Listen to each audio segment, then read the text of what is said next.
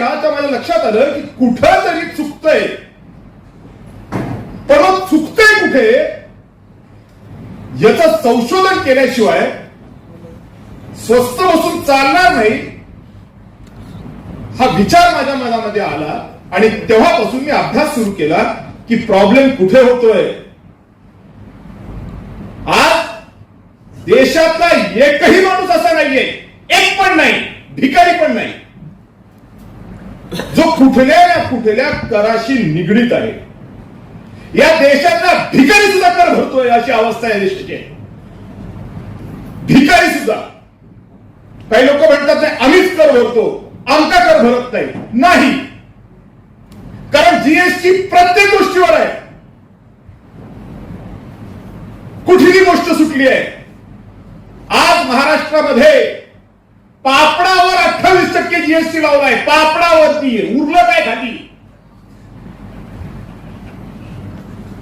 कपडे, परफ्यूम, बायकांचे लिपस्टिक. अरे लाज वाटत नाही ना. भिकारचोट भीक मागून खाताय. पेट्रोलवरती 31 रुपये आणि मग ते हेलिकॉप्टर मध्ये फिरायचं आणि 31 रुपये शिल्लक भरायचे. कशाबद्दल? त्यांनी फुकटच्या बंगल्यात राहायचं बरोबर हिल मध्ये आणि आम्ही हात सोडून उभं राहायचं. साहेब भेटतील का आम्हाला? आणि मग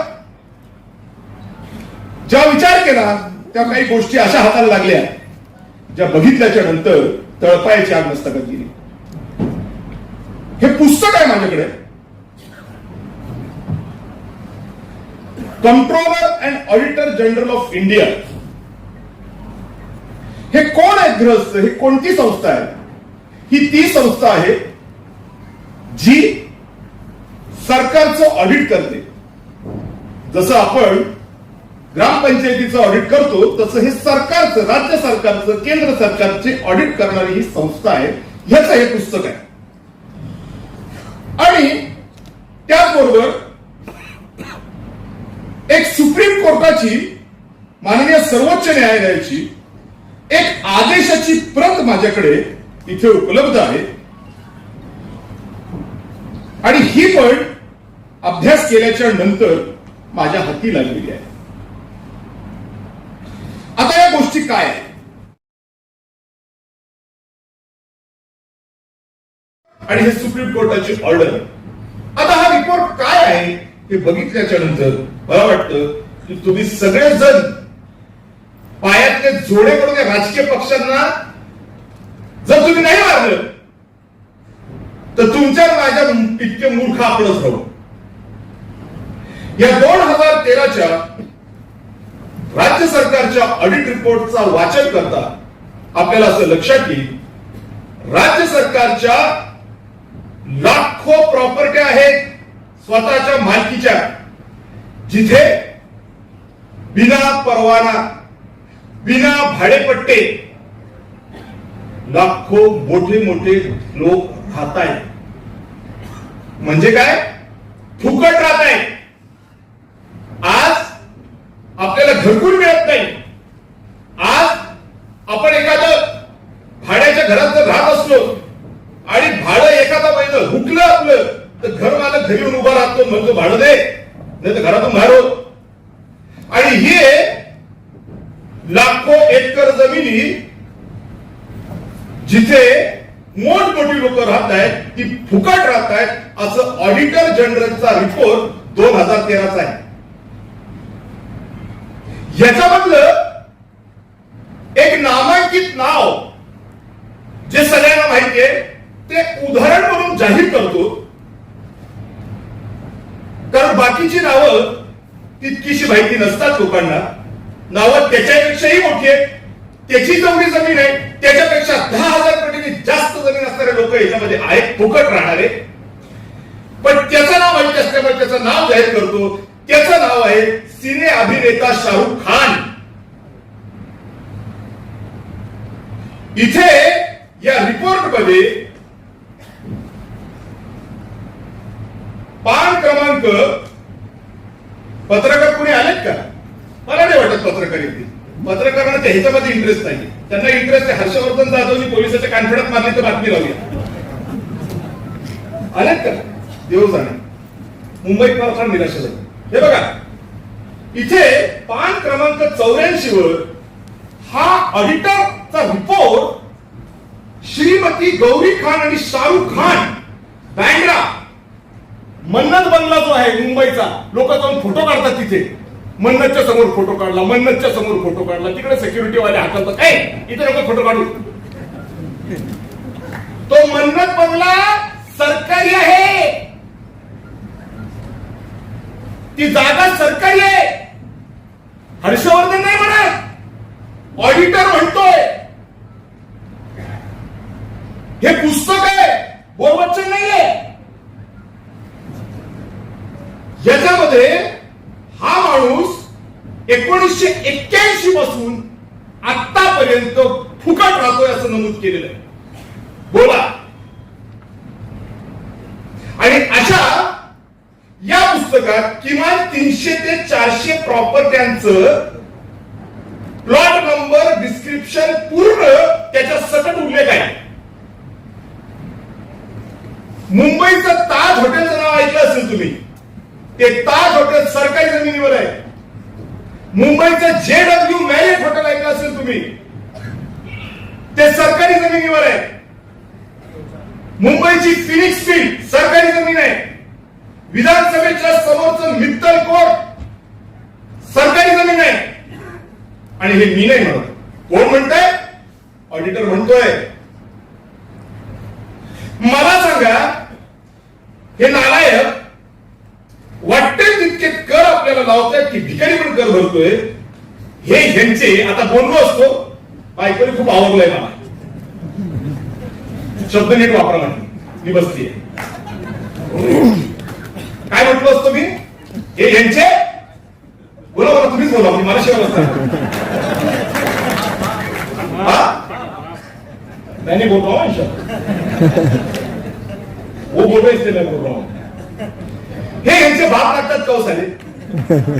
हा शाहरुख खान यांचा बोललो असतो, तो गप्प बसतो.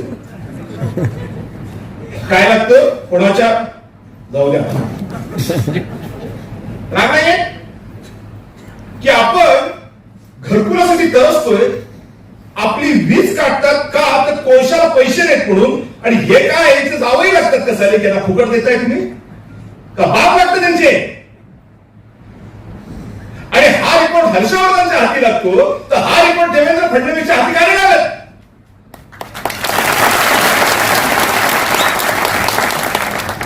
हा राज ठाकरेंच्या हातात का नाही लागत? बोमाबोम करत फिरतोय रस्त्यानी. मी असं म्हटलं, काय म्हटलं घंटा तू? हे काय त्यांना मी सांगितलं तसं वागायचं. अरे वागायचं नाही काय येड्या? हे काय?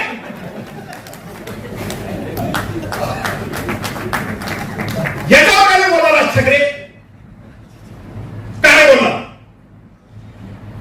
याच्यावर काय बोलत देवेंद्र फडणवीस? याच्यावर काय बोलत मुख्यमंत्री उद्धव ठाकरे? याच्यावर काय बोलत शरद पवार? याच्यावर काय बोलत सोनिया गांधी? काय बोलत? यांच्या प्रॉपर्ट्या जर नीट लावल्या तर माझ्या शेतकऱ्याला वाटेल तितके पैसे मिळतील. का नाही बोलत? एक सुद्धा राजकीय पक्ष तोंडात शब्द काढत नाही का? शाहरुख साहब ने आपको शाम को चाय पे बुलाया देवेंद्र जी. अच्छा मैं आता हूं, मैं आता हूं. चालला बायको घेऊन. बायको जाते तिकडे फ्रान्सच्या फिल्म फेस्टिवलला. कशाला जाते बाई? सार्वजनिक क्षेत्रात काम करतोय, अश्रू पुसायची कामं केली पाहिजे. हे काय? आणि हे बॉलिवूड सारख्या शाहरुख खान सारख्या लोकांना मोफत देऊन टाकलंय सगळं. याच्यावरती पुढचं सांगतो, इथंच नाही विषय संपत. एक ग्रस्त नागपूरचा कोर्टामध्ये गेला का? कारण केली जी प्रॉपर्टी भाड्याने घेतली होती शासनाची, तिला वाटेल तितकं भाडं लावलं शासनाने. आणि तो म्हटला साहेब इकडे तर फुकट राहत आहे, मला कशाबद्दल भाडं लावताय? कोर्टाने त्याचं ऐकलं, सरकारला विचारलं काय रे तुझं काय मत आहे? सरकार म्हटलं म्हटलं साहेब आमच्याकडे पॉलिसी नाही. अरे म्हणे पॉलिसी नाही, तू भाडं वसूल कर, तू याच्यामध्ये काहीतरी कर, पॉलिसी काढ. हायकोर्टाने सांगितल्याच्या नंतर हे करायला पाहिजे, हे केलं नाही सरकारने. हायकोर्टाने शेवटी सरकारचा अर्ज फेटाळला, त्या माणसाचा अर्ज मंजूर केला. राज्य सरकार याच्यावरती सुप्रीम कोर्टात गेलं आणि सुप्रीम कोर्टाला सांगितलं की साहेब हा पैसे भरत नाही नालाय.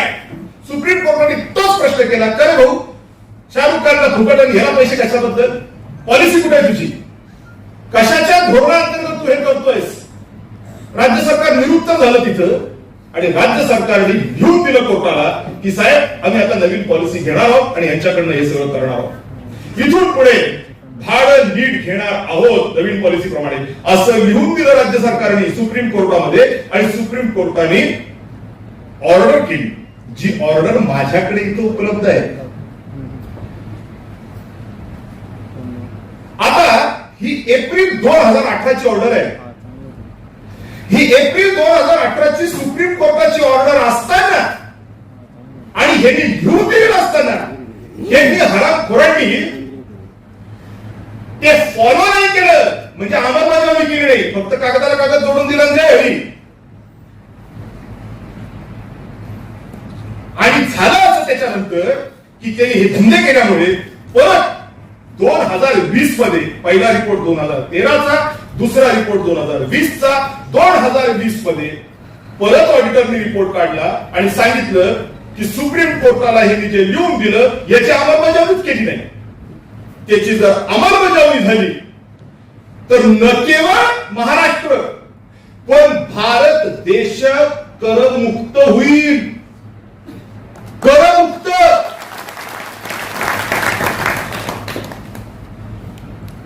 आणि आज छाती ठोकपणे तुम्हाला सांगतो, मला जास्तीत जास्त 2 ते 3 महिने द्या, यांचा कार्यक्रम लावतो.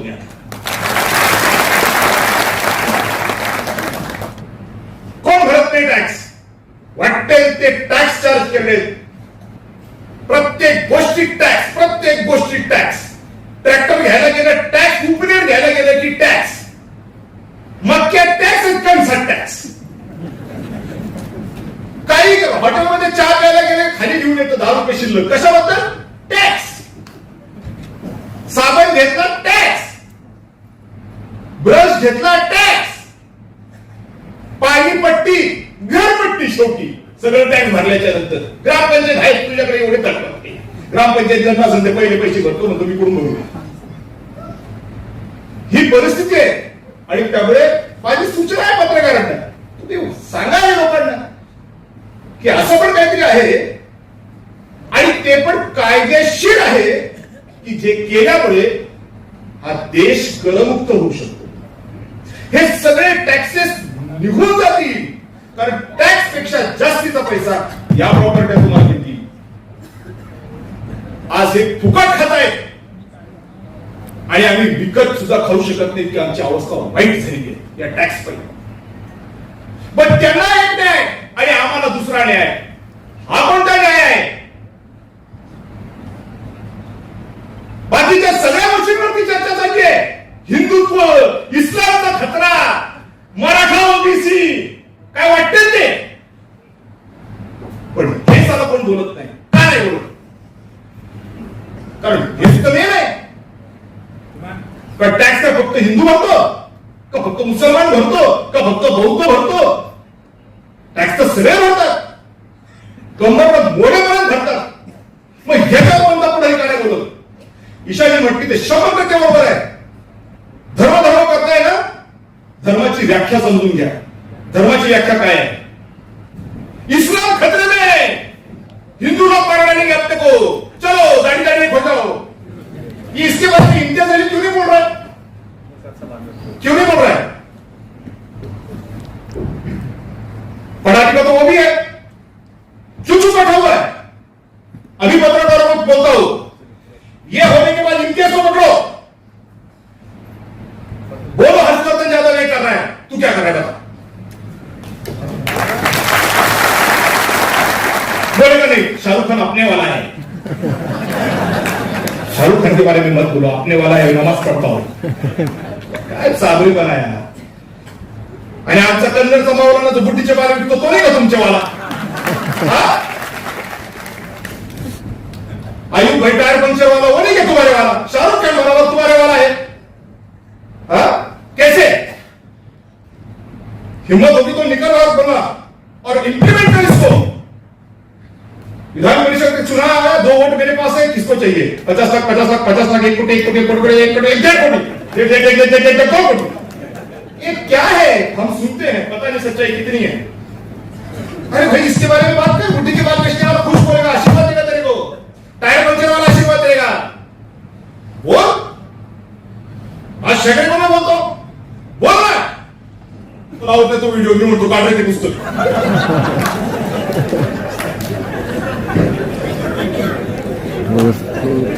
एक फ्रेंड का मतलब नहीं कट करो।